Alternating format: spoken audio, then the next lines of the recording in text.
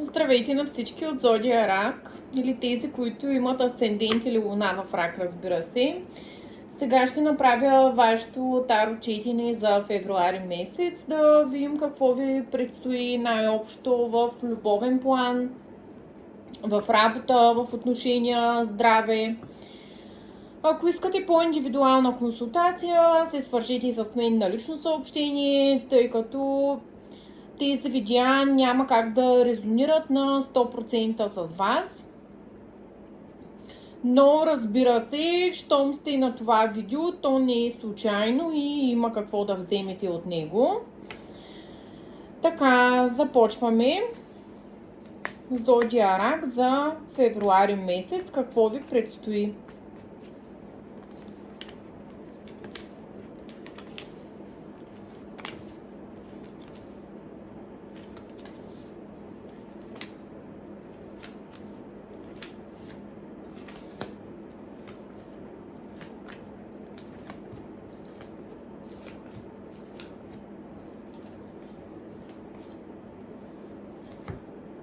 Така, началото на февруари месец, възможно е да водите някаква битка с себе си, тъй като ще влезете или сте влезли в една защитна позиция и може би ще ви е страх от това, което е възможно да се случи.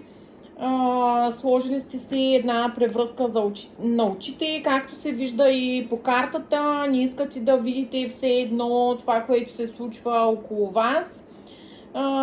Но в крайна сметка вие ще излезете победители, макар че няма да сте доволни на 100% от тази победа, тъй като няма да е това, което наистина сте искали.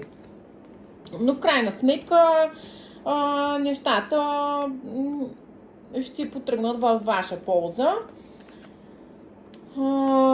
Вижда се една стабилност и една решителност от ваша страна. Възможно е да получите приходи или да се чувствате примерно обгрижвани от човека, който е до вас в семейни отношения, тези, които примерно търсят работа или в момента не се чувстват добре финансово.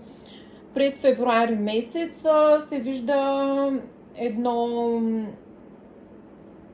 увеличаване на доходите и по-голяма стабилност. Като цяло дори и емоционално по-стабилни ще се чувствате, но и доста решителни. По кралица на мечовете виждаме, че вие добре ще боравите с словото и с думите, което би ви довело до по-голям успех.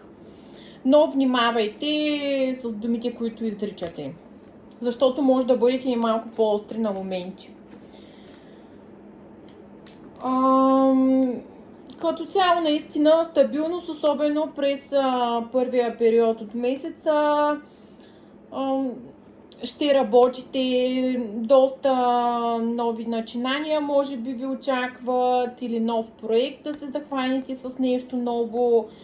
Поне началото на месеца не ми го индикира толкова в любовна гледна точка. Не виждам толкова любов да ви излиза, колкото може би вие ще искате да си изградите една стабилна почва под краката и тя действително ще бъде изградена. Ще ви е нужна сила и стабилност, за да осъществите това, към което сте се насочили. Виждаме, че вие имате силата, излиза картата на силата. Възможно е също за необвързаните в вашия живот да се появи човек, който е Зодия Лъв и да направи действия към вас към средата на февруари. Вижда се и някаква скука, някакво отекчение, възможно е малко по-отекчително,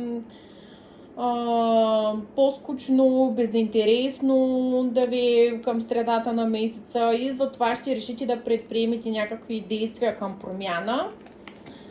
Възможно е да започнете някаква токсична връзка за тези, които са необвързани.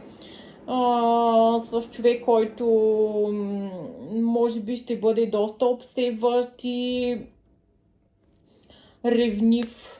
Така че внимавайте, или просто той ще ви предложи само сексуална връзка. Възможно е и някои да прекаляват с алкохола към средата на месеца или с някакви забранени субстанции, които да им осигуряват временно щастие. Излиза колесницата, което говори за път. Възможно е да пътувате някъде, тъй като може би сте поканени на нещо да празнувате, на някакво тържество. Това е към края на месеца говорим. Другото, което е възможно, е да имате някакъв успех и да празнувате за този успех с ваши приятели.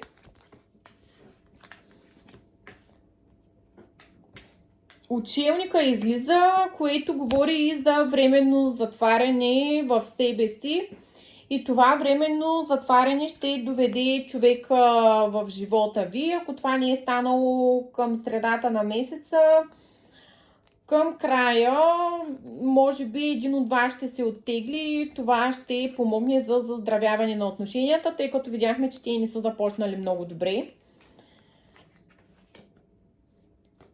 И излиза някой, който не сте виждали отдавна в семейството ви да се появи, което ще ви донесе много щастие, тъй като отдавна чакате да го видите.